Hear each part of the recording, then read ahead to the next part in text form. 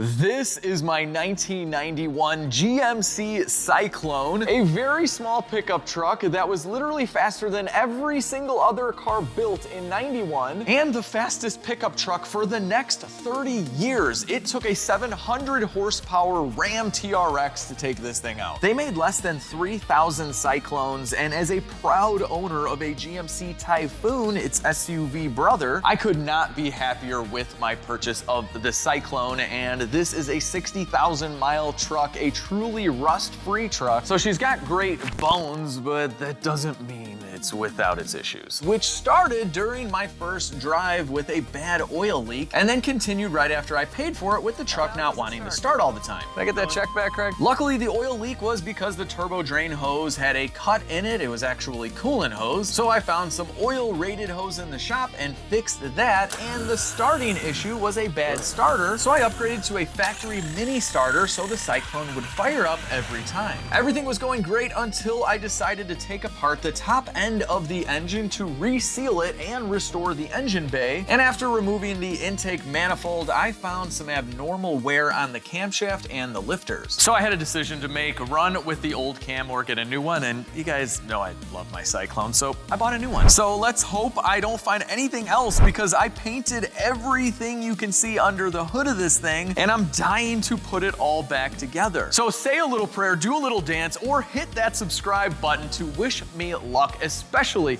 if you guys like an automotive channel that gets right to wrenching.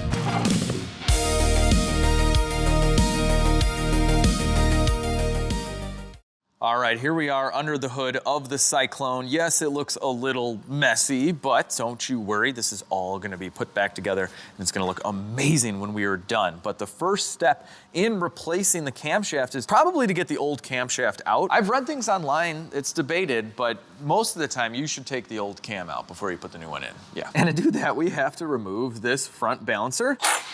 Pulley first. All right, so 3 bolts, and then 1 big one in the middle.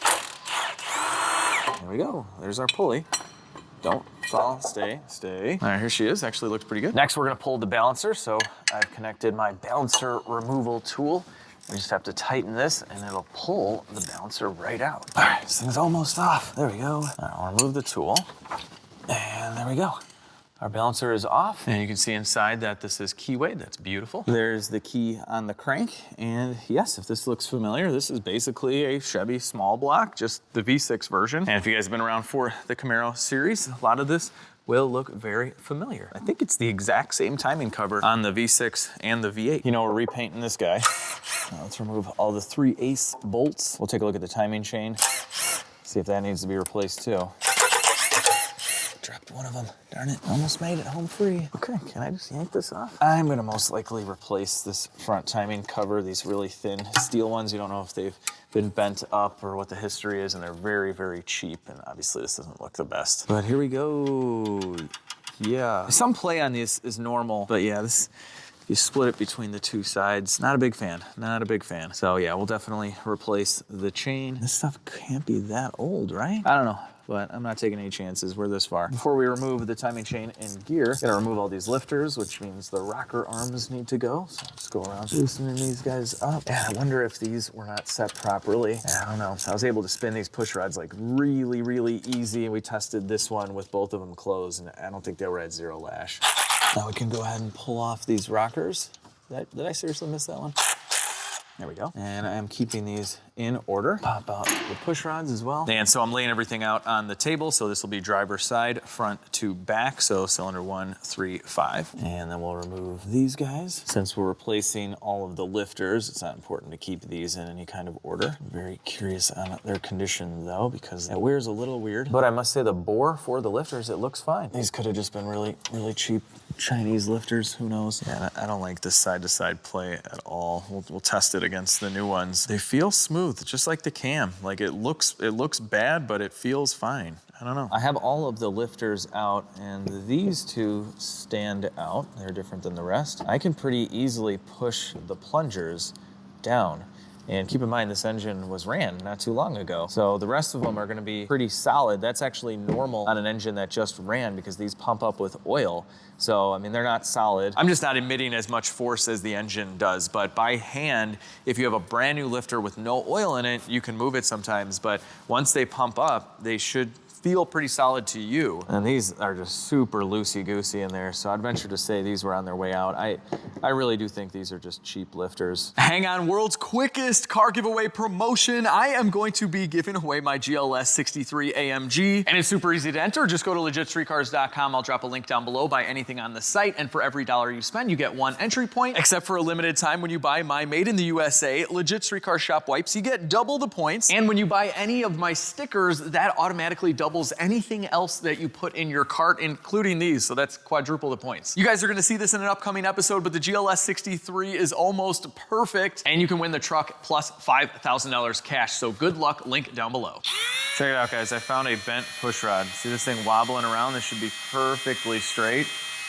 Wow, that is not good. This is a different pushrod, and you can see here, totally straight, and the other one wobbles. Wow. I wonder if the valve train wasn't adjusted right. I had suspicions of that in the last episode, but yeah, it's not good. That thing was definitely not gonna be running right with a bent pushrod. Let's get this cam out now. Let's have the 3 bolts for the cam gear. And then we can slide this off with the chain. There we are. Curious on brands. I wonder if they went really cheap with the lifters and the timing set. I'll have to look that up. No, never mind, I just looked it up. They went with the Mellings and Made in the USA. Okay, might just be really old, I don't know, but it's cheap, probably replace it. Here you can see the cam retaining plate. This is a factory hydraulic roller cam, and this is so that the cam doesn't walk forward, it holds it in place. The Camaro was a flat tappet cam, so they are tapered, the cam and the lifters, so it kind of forces the cam to stay to the back of the engine. So when I went hydraulic roller on the Camaro, I had to install a special timing cover so I could set that end play with a roller button. It was actually a really nice setup. But in this, we don't have to mess around with any of that. Just have a couple bolts to take this off. And there's our plate. And you can see the inside, GM. Okay, now we have all the lifters out. We have our retaining plate out. We can remove our cam. Just gonna thread in one of the cam gear bolts so we have kind of a handle. And just wanna get a really good grip on this and be gentle. You got cam bearings pressed into the engine block. You don't want to mess any of those up. Now, let's hope we don't run into our AC condenser. We're totally gonna run into our AC condenser. Darn it, I thought we had enough room. Going back in temporarily. Stay right there. I was gonna replace this AC condenser anyway, so no big deal. I just gotta take it out now. Pull the bolts off. All right, so give me an opportunity to redo the trans cooler lines as well. Because yeah, they have an aftermarket trans cooler. It's kind of zip tied onto this guy.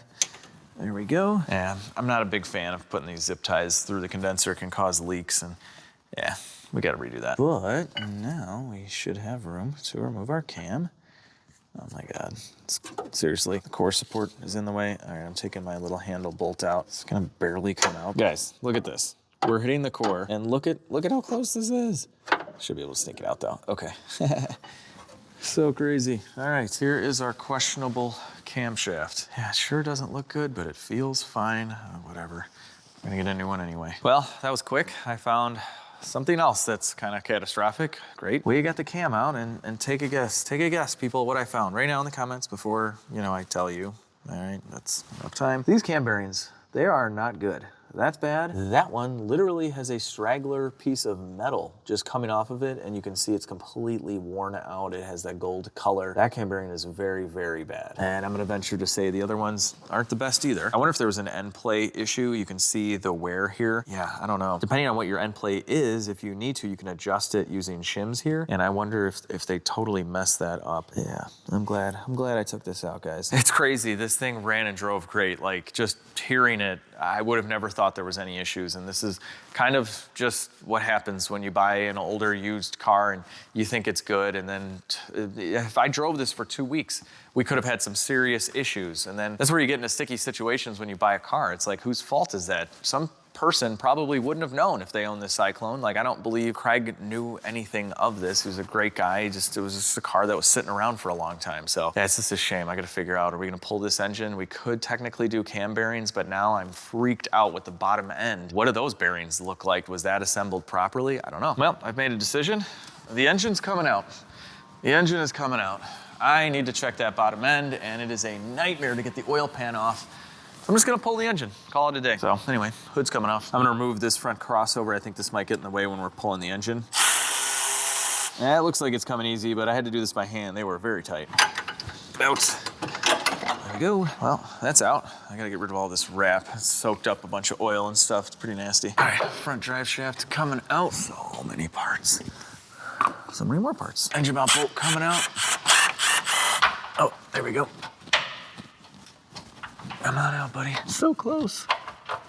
Okay, got that. What do you guys think of the orange block? Should we fix that while it's out? I think so. It shouldn't be orange. Look at this RTV gooped up here. I'm fixing everything. Let's see, can my swivel get this?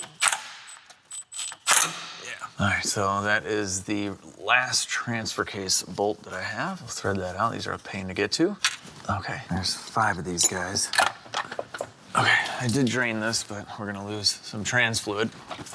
A lot of trans fluid. There we go. 2 case. Definitely need a new seal there. No biggie. This guy's coming down. All right, she's free. There we go. Sweet. Transfer case coming out. We'll definitely clean this up, make it look pretty at some point. I got bigger fish to fry though. Yeah. Okay. That was completely loose, guys. Are you kidding? And the top bell housing bolts are not there. So there's that. I mean, thanks. Makes it kind of easy, I guess, for me.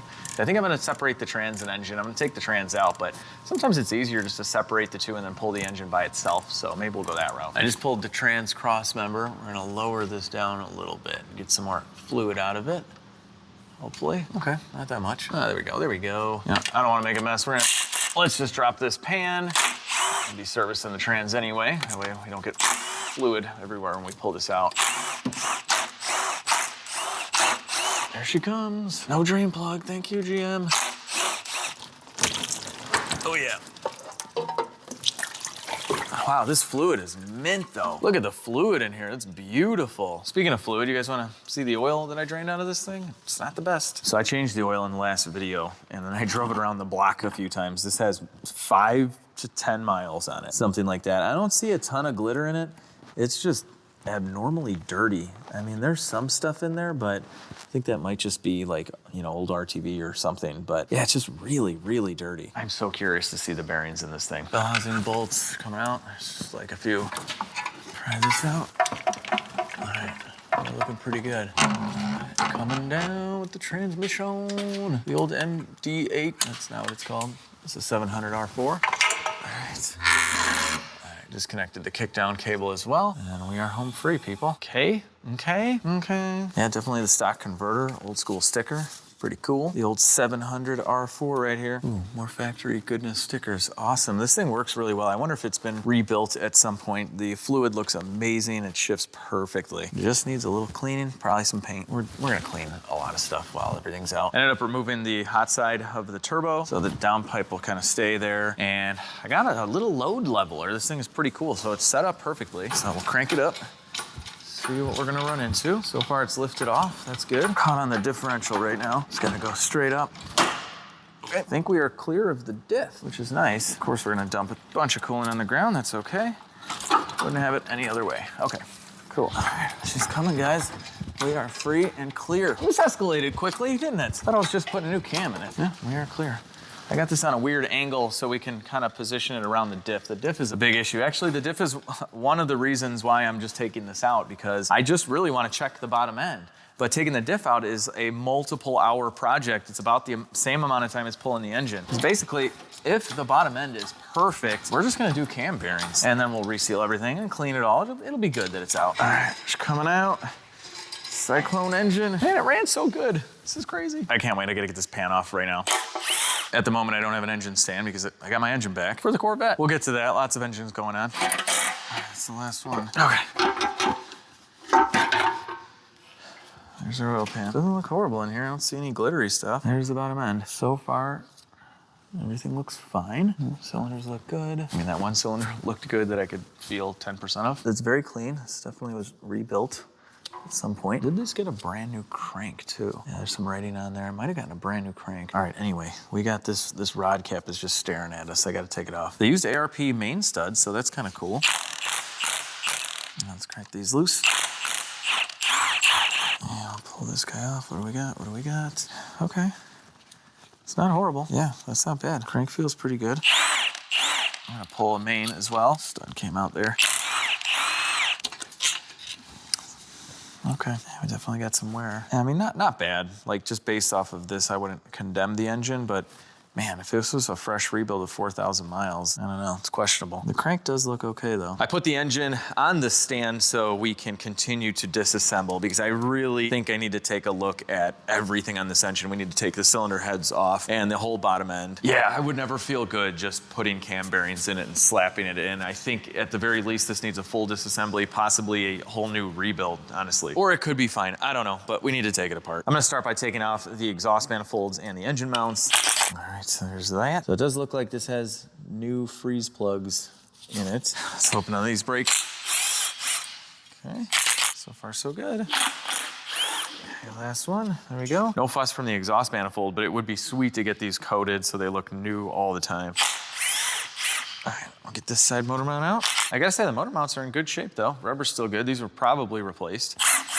Okay, exhaust manifold number 2 coming off. This is one of the coolant lines, so we can screw that out of the block. While we're in here, I'll probably replace this hose because it's only a matter of time before it fails. All right, you know what? That's actually making me kind of hungry for Chomps. This has officially entered in my 2026 New Year's resolution because I want to eat more protein. And these things are amazing, guys. If you haven't tried them, this is the jalapeno one. Oh my gosh, this is one of the best on-the-go snacks. They're convenient and offers high-quality protein with 0 grams of sugar. They're so good, guys. Like, I love the original jalapeno. Oh yeah. And this is seriously good stuff. I love having these in the car as well for road trips, but grass-fed and finished beef. I love their saying, I'll stick without the ick. 10 grams of protein. And me and my wife just started doing Whole30 where we just eat like food with whole natural ingredients. And this is Whole30 approved. We gotta try one right now, seriously. Check this out, they're also made without wheat, nuts, soy, and milk. And this is the only protein snack I've ever had where the beef is grass-fed and grass-finished, no antibiotics or added hormones. And this is the kind of ingredient list that I like to see where they're super short. It's not this big with a bunch of added garbage. These are also non-GMO and gluten-free, and they make for the best snacks, especially on the go, and they just fit my busy lifestyle perfectly. I know you guys are going to love them, and you can get them online and in stores. So I'm gonna drop all of that information and a link down below where you guys can find out more information on how you can get your hands on some Chomps. You will not regret it. These are delicious. So click on the link down below. Now let's get back into this engine. All right, let's flip this thing over. I wanna remove the cylinder heads next. Oh, we're gonna lose lots of coolant, aren't we? Still. There we go. And some of you guys had mentioned during the borescope footage in the last video that you thought one of the valves was bent and not seating properly, and it does kind of look like that. So I guess we'll find out. Dipstick tube coming out. Oh, okay. Yeah, dipstick tube seal, non-existent. It's just RTV. It'll explain some of the leaks that it had. Das Zylinder head time. I got the ARP head studs. So we're gonna be removing nuts instead of head bolts. We'll go around getting all the washers out. Okay, cylinder head coming off. She's loose. All right. One very heavy cylinder head. Let's see what we got going on here. Okay, so they didn't use a multi-layer steel gasket. A little surprising, especially with head studs, but the head gasket itself looks fine. No suspected issues there. A little bit of RTV going on, I think. Get this out of the way. What's going on in here? Okay. So far, so good on the cylinders. Nothing looks crazy. The pistons look fairly clean. They're all pointing in the right direction. That's a good thing. Okay, let's get the other head off and then we'll spin this thing around and kind of look further down. Here's the cylinder head. Nothing looks abnormal yet. This all looks good. Hey, you guys want to see something really weird? Look at this. You're not supposed to be able to move a piston. Look at this. This is not the right size piston for this bore. They must have bored this out and used stock diameter pistons. Look at the gap in there. Like you can see the rings. How did this work? How did this seal? Oh my gosh. Yeah, you shouldn't be able to really move your pistons around like that. That's crazy. Oh no. Why? This is not good at all. What? How am I moving this with my hand? Yeah, there's a good chance they bored this thing over maybe 20, 30 thousandths over and then just ran the stock pistons and made up with it with the ring. I mean, the ring expands out, but like, that's not right. That's not right at all. Like, this needs totally different pistons. All right, well, I'm gonna keep going here, take this head off. I'll disassemble the bottom end as well, but this ain't looking too good, is it? And I just wanna say something. The guy I bought this from, Craig, he never claimed to be a mechanic by any means. Great guy, seemed really genuine. He rescued this car. He got it with like 5 bins of engine parts and bolts everywhere, and he'd never touched an engine before. So he got together with a friend and they put it back together, and it ran and it drove. So I give a lot of credit to Craig for trying to do this. And he told me the truth. He told me exactly what happened. He was given the engine in a million pieces, and he tried his best. And honestly, I'm just so surprised that it ran as well as it did. It had a loose spark plug, a bent push rod, the cam is toast, the wrong pistons. How did you do it, 4.3? We're gonna find out if it had a bent valve too. I can't wait to get this running at full power. It felt great too. It didn't even smoke or anything. That's nuts. All right, cylinder head number 2 coming off. I think I broke the seal. Just needs a little shimmy. There we go, come on. Almost. Gosh, get out of here. All right. Okay. Ooh, look at some cylinder wear in here for sure. Wow, it's gotta be from the pistons rattling around. Yeah, you can see it's kind of wearing right in there. Yeah, here too. Yeah, these things are moving around for sure a lot when it's running. That's not good. Cylinder head looks okay. I don't see any real big issues there. Yeah, we'd really want to take out these springs in order to really check the guides. Although, you can already kind of see this valve moving around. Yeah, we'll pop those off in a little bit. Let's keep going. Next up is our oil pump. Get this guy out of the way, just like that. You guys can see the little drive shaft here. That's what spins it, and it's making some good oil pump type of noises right now. Nothing too bad in the pickup either. All right, let's take this rod and piston assembly out. See what we're working with here, people. So this is a different one, so we get to see another bearing. This one is similar to the other. It doesn't look bad, but it does have a little bit of pitting in there. Now let's pop this thing down. Okay, almost free of the crank. All right, here comes the piston. Get out. Okay. Whew. All right, here it is. Let's take a look. Yeah, that's not good. This is from it slapping around. You see all the wear on the side? Wow, that's not great. This side as well. The rings look normal. The ring land's not blown out or anything like that. This isn't any kind of tune or horsepower failure. These, I believe, are just the wrong pistons. Look at the cylinder. You can see where it was wearing. Now, wear at the very bottom isn't a big concern because a lot of times the rings don't make it all the way down, but still not a good sign. Again, not the end of the world here with the bearing wear. It's just concerning that this had such low mileage that it would already have that kind of wear. All right, so this is the one I loosened up before. So we'll pop this guy out now. And we'll bring this piston up. And you know what? Let's check the ring gap. I'm so curious. I'll flip this guy around. In order to check the ring gap, we're gonna pop the rings off of the piston. Just the compression rings, that's what we wanna test. So it just slides right off. Here's our top, and we'll get the bottom off as well. There we go. All right, let's get this head gasket out of the way. And we're just gonna compress this ring in. Okay, get it to slide in. Like that. And we can actually use the piston just to set its depth. Perfect. And so this is the ring gap right here. So we're gonna start off with 20 thousandths. It's actually probably not much more than 20 thousandths. So 20 was a little loose, and this is 25, and that's like right on the money. So 25 thousandths. Honestly, that's perfect. That's exactly what I would have set this up for. It's a turbo engine. A lot of the NA engines are around 15 thousandths, something like that. But for turbo, you want more ring gap with more heat, and especially when you have boost involved, this will close up, this gap will close up, and if it gets to touching, if these two butt up too close, it'll actually freeze in the cylinder and cause a lot of wear, and it could break the piston. So let's pull this one out. I'm just curious on this guy as well. So we'll put this one right back. Like that, and we'll set our depth. That one is much tighter. Oh my gosh. This is like 12 thousandths. That is bad. Some guys will run both top and bottom compression around the same. If anything, that bottom one should be looser. So the fact this is at 12, that is not good at all. Like if this thing was being beaten on, there is and especially if it was modified like at all, there's a good chance those would have butt up and frozen in the cylinders. I'm just gonna go ahead and assume this wasn't driven very hard, or that would have been an issue for sure. All right, let's get another one out. Get out. These things are getting stuck. Don't do that, guys. Be ready to catch it. We're obviously not going to be reusing any of this stuff like at all. Oh, this one is just as beat up. Look at that's bad. very bad. I got a few more of these out, and look at this rod. You can see how gray it is here. It is massively discolored because it got really, really hot. For whatever reason, possibly not the best oiling. I'm not sure, but there is a massive color change right here. That is not good. It also looks like these pistons were like banging around in a box. Look at this, they just have a lot of dents in them as well. The bearings are getting like progressively worse as I go down. Look at this one. I should have taken the flex plate off when this was on the cherry picker, but I forgot. I got this on the ground just so I could take it off.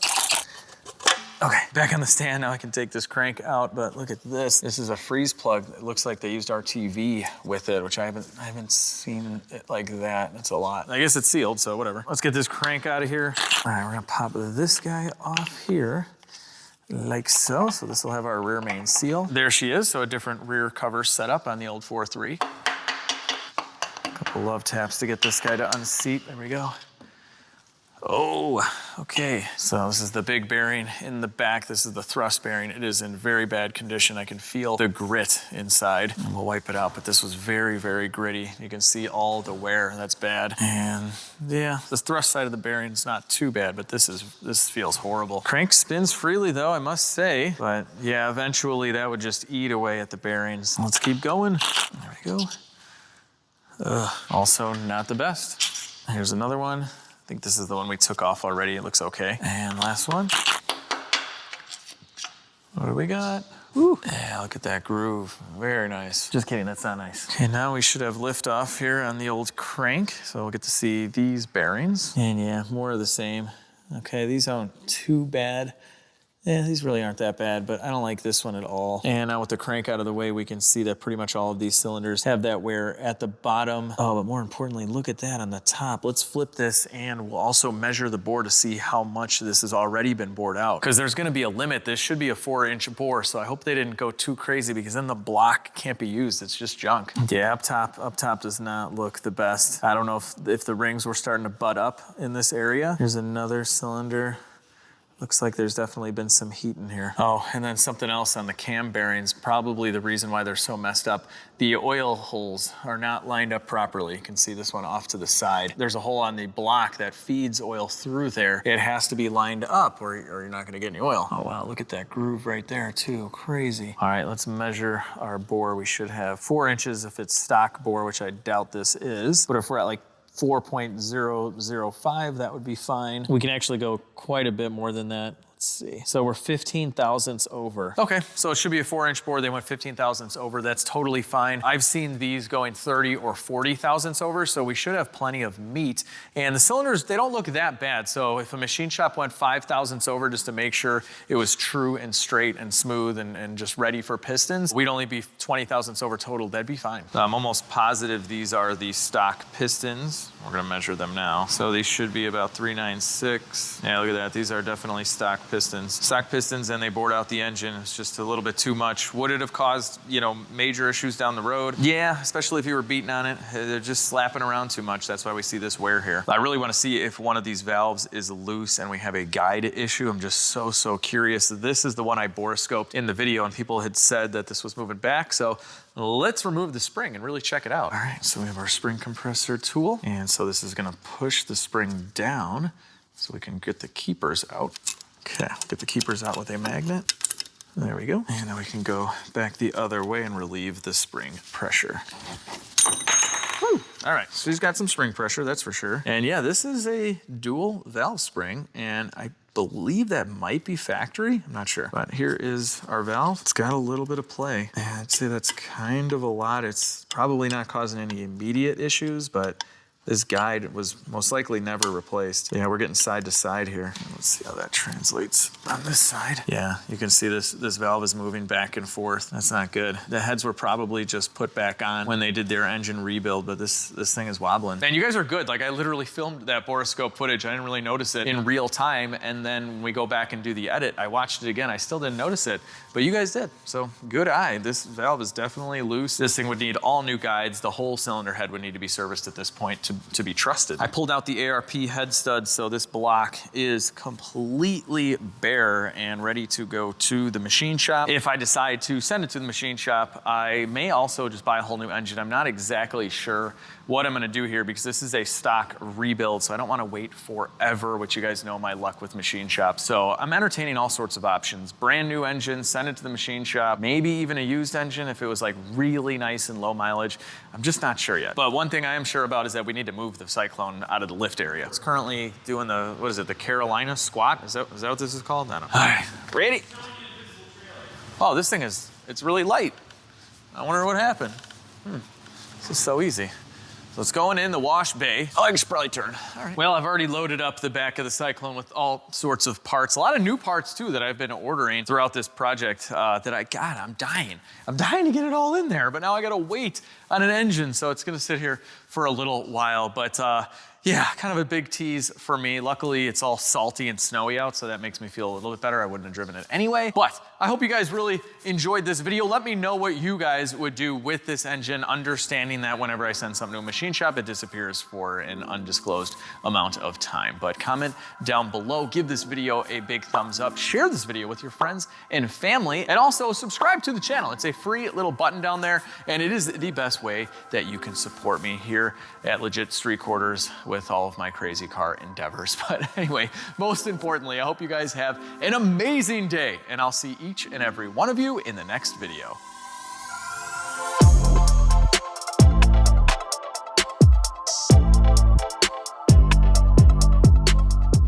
And it'll go to me with like a new cam. Like, or replace it. And here's my new cam. And bada bada bing, bada boom, bada bing. When things heat up and you have boost involved, with heat and when you have boost, with more heat and especially when you have boost involved, So say a little prayer, do a little dance. So say a little prayer, do a little dance. So do a little dance, say a little prayer. So say a little prayer, do a little dance. Let's go even cray here. Cray. That just gets right to wrenching. Just gets right to wrenching. Channel that gets right to wrenching. That's the end of the intro. Then we get into the next scene, which I'm gonna film now, which is removal of the old cam. Goodbye.